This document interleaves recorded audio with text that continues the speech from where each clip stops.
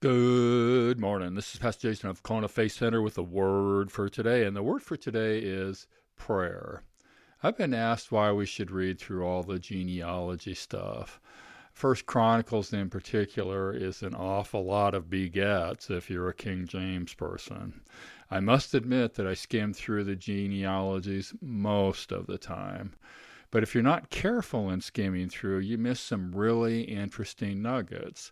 One of those nuggets is called the Prayer of Jabez. Some guy wrote a book about the Prayer of Jabez a number of years ago, and for a while people were very responsive to the Prayer of Jabez. And of course, there were tons of testimonies about God doing great things for people that were praying the Prayer of Jabez. This leads to two questions. The first question is, can we jam God into a box and make him do what we want to? Obviously not. The real question, and it's simple, is, does God answer prayer? Now, I think most Christians would say yes. Then the question becomes, does God answer prayer every time? And I think most Christians would say no.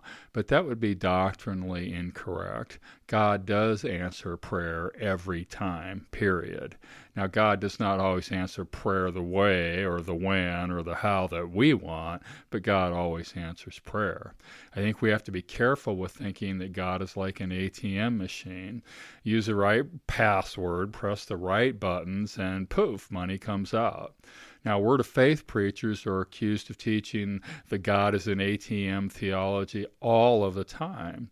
While I'm sure there must be those who do, the ones that I've listened to certainly do not. We can't make God do anything he does not want to do, period. We can't expect God to do anything that God hasn't promised. I remember as a kid wanting a horse, and then I remember as an older kid wanting a motorcycle. Now, these were not passing fantasies. I bugged my dad for years about these things.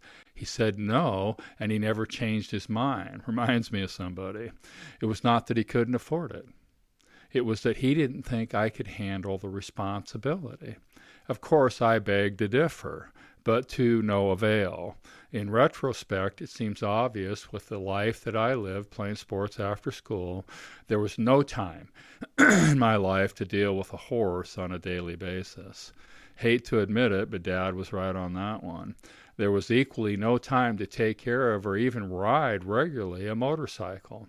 Although I suspect that my dad, a pediatrician, was more concerned about the injuries he saw on a regular basis from motorcycle accidents than responsibilities. So what's the point? My dad answered my request, although not in a manner that I wanted. God answers my prayers.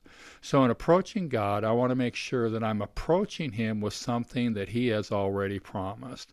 Thank you, Father, that you bless me indeed, that you cause me to increase, that your hand be with me, that you keep me from evil. Let me not cause others pain, and let no harm come upon me. Now, I have a confident expectation that though I am blessed, the blessing will continue to flow. Indeed, I have a confident expectation that though we have increased, that more increase is on the way. I have a confident expectation, though, that his hand has been on me, with me, his hand will continue to be upon me, with me.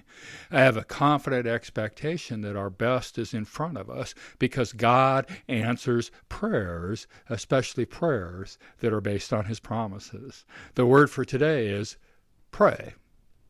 God bless. Check in tomorrow.